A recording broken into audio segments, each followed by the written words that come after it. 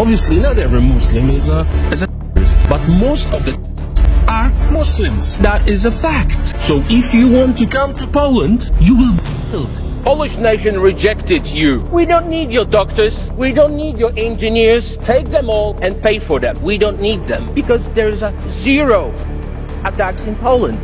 ইনি হলেন পোল্যান্ডের মেম্বার অফ পার্লামেন্ট ডমিনিক টাজিস্কি, যিনি পোল্যান্ডে চলা একটি পডকাস্টে ওপেনলি বলে ফেলেছেন যে সকল মুসলিমেরা টেরোরিস্ট নয়, কিন্তু বেশিরভাগ টেরোরিস্টরাই আসলে মুসলিম। আর এটি একটি ফ্যাক্ট। আর তোমরা যদি পোল্যান্ডে ঢোকার চেষ্টা করো তাহলে তোমাদেরকে মেরে ফেলবো। Obviously, not every Muslim is a terrorist, but most of the are Muslims. That is a fact. So if you want to come to Poland, you will be killed. এমনকি তিনি পোল্যান্ডের পার্লামেন্টে দাঁড়িয়ে বলেন যে তোমাদের এডুকেটেড ডক্টরদের চাই না, তোমাদের ইঞ্জিনিয়ারদেরও আমরা চাই না, তাদেরকে নিজেদের কাছেই রাখো আর টাকা দিয়ে পে করো, কারণ পোল্যান্ডে একটিও সন্ত্রাসী হামলা হয়নি। আর এর কারণ পোল্যান্ডে কোনো ইল্লিগাল মাইগ্রেশন হয় না, তাই আমরা চাই না ভবিষ্যতেও এমন কিছু হোক। আর তার এই কথাকে প্রচুর পোল্যান্ডবাসী সমর্থনও জানিয়েছেন। একজন তার ভিডিওতে কমেন্ট করে লিখেছেন, proud legal immigrant living and loving Poland, Poland is superior and I have been around, viva Poland. একজন ইন্ডিয়ান তো এমনও কমেন্ট করে জানিয়েছেন যে I am an Indian living in Poland, I feel safe walking out even at 1 AM। আর এরপর তিনি যা যা বলেছেন সেটি আপনি ভিডিও পজ করেও পড়তে পারেন। মোদ্দা কথা হলো তিনি বলেছেন যে রাত 1টার সময়ও পোল্যান্ডকে তিনি সেফ মনে করেন। আর অন্যান্য দেশে যেসব ছোটখাটো কনফ্লিক্ট হয় পোল্যান্ডে সেটিও হয় না।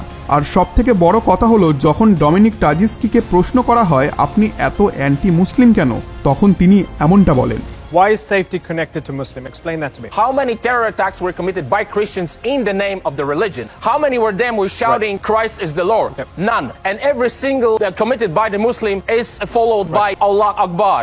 অর্থাৎ তিনি বলেন যে পৃথিবীতে এমন কতগুলি সন্ত্রাসবাদী হামলা হয়েছে যেখানে খ্রিস্টানরা এই বলে হামলা চালিয়েছে যে তাদের ক্রাইস্টই ভগবান, এমন কিন্তু একটাও হয়নি। কিন্তু ওইদিকে মুসলিম ইল্লিগাল ইমিগ্রেন্টের ক্ষেত্রে এমনটা কিন্তু বারবার হয়েছে। এটি পার্থক্য হলো একজন খ্রিস্টান সন্ত্রাস ও একজন মুসলিম সন্ত্রাসের মধ্যে।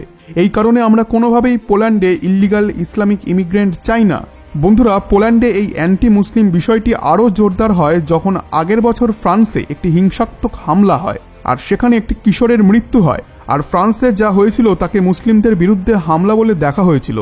তখন প্রতিবেশী দেশ পোল্যান্ড, যার তৎকালীন পিএম মোরাউইকি ফ্রান্সের ইস্যুটিকে নিয়ে ইন্টারনেটে একটি ভিডিও শেয়ার করেন যেখানে জ্বলন্ত ফ্রান্সকে দেখতে পাওয়া যায়।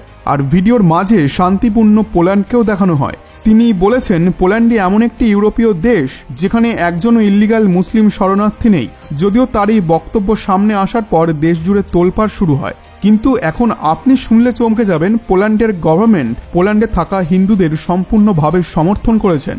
আর হিন্দু কমিউনিটিদের রাস্তায় রাস্তায় শান্তিপূর্ণভাবে প্রদর্শন করা নিয়ে পোল্যান্ড গভর্নমেন্ট কখনো কোনো প্রশ্ন তোলেনি। এমনকি পোল্যান্ড গভর্নমেন্টের সাপোর্টের কারণে সেখানে একটি হিন্দু গ্রামও বানানো হচ্ছে, যার ব্যাপারে আমরা একটু পরেই জানবো।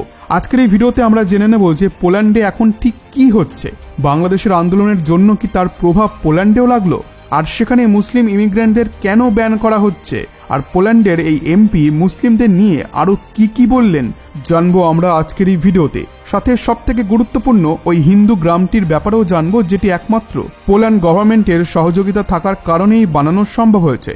নমস্কার বন্ধুরা, আজব কাহিনীর নতুন একটি ভিডিওতে আপনাদের সবাইকে স্বাগত। ভিডিওটি শুরু করার আগে আপনাদের কাছে ছোট্ট একটি অনুরোধ করব, ভিডিওটিকে একটি লাইক করে চ্যানেলটিকে সাবস্ক্রাইব করে কমেন্টে লিখুন জয় শ্রীকৃষ্ণ।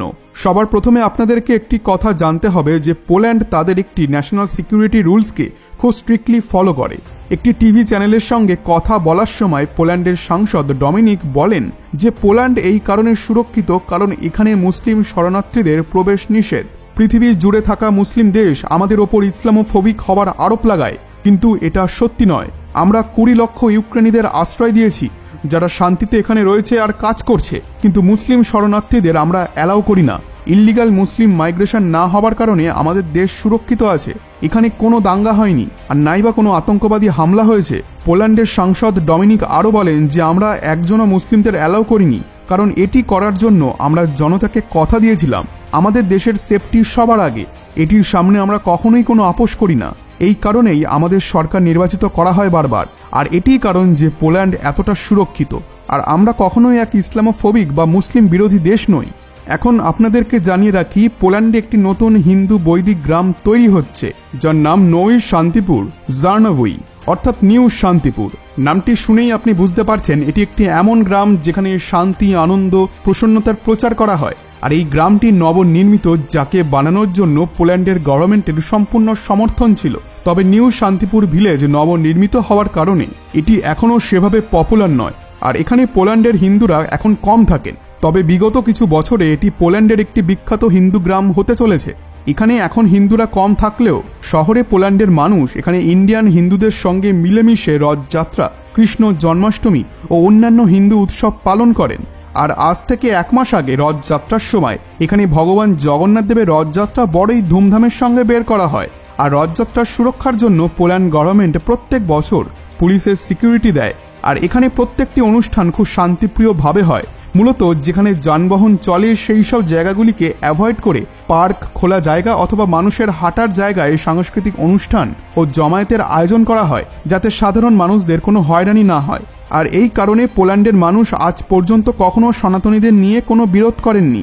আর পোল্যান্ডের সাংসদ ডমিনিক তখন ফেমাস হয়েছিলেন যখন তিনি ডাইরেক্টলি একথা বলেছিলেন, why Poland takes in million of immigrants just not Muslim ones. অর্থাৎ কেন পোল্যান্ড লক্ষ প্রবাসীদের তাদের এখানে আশ্রয় দেয় কিন্তু কোনো মুসলিমদের নয়। তখন সেখানে তিনি খুব ডিপলি বলেন যে সুইডেনে মুসলিম ইমিগ্রেন্ট দ্বারা নারী নির্যাতন করা হয়, আর জার্মানিতেও তা করা হয়েছিল, যেটি সুইডেন পুলিশ পরে প্রুফ করে দেয় যে এইসব ক্রাইম ইল্লিগালি মুসলিম ইমিগ্রেন্ট দ্বারা করা হয়েছে। অবশ্য এখানে অনেক মুসলিমদের মানসিকতা সত্যিই ভালো এবং সত্যি তারা আমাদের দেশে এসে কাজ করতে চায়, কিন্তু যেহেতু আমাদের দেশের সেফটি সবার আগে, তাই এটার সাথে আমরা কোনোভাবেই আপোষ করতে পারি না। এখন পোল্যান্ডের সাংসদের এই কথাটিকে আপনি কতটা সমর্থন করছেন? আপনাদের এই বিষয়ে কি বক্তব্য আমিও সেটা জানতে চাই। আর ভিডিওটিকে পারলে শেয়ার অবশ্যই করুন, যাতে সবাই জানতে পারে যে দেশে এখন কি হচ্ছে। বন্ধুরা, আশা করছি আজকের এই ভিডিওটি আপনাদের ভালো লেগেছে।